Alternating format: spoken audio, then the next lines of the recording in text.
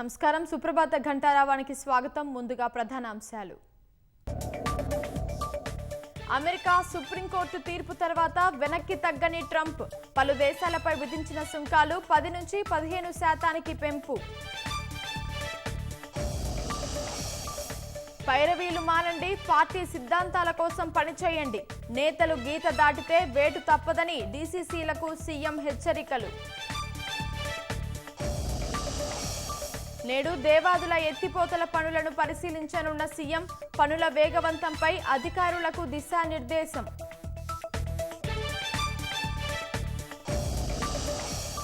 బియ్యం ఎగుమతులపై త్వరలోనే వివిధ దేశాల ప్రతినిధుల భేటీ.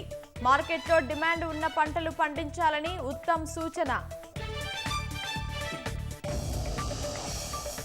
ఏఐ ప్రయోజనాలు అందరికీ అందాలని ఢిల్లీ సదస్సు తీర్మానం. సర్వజన హితాయ సర్వజన సుఖాయ డిక్లరేషన్ కి ఆమోదం.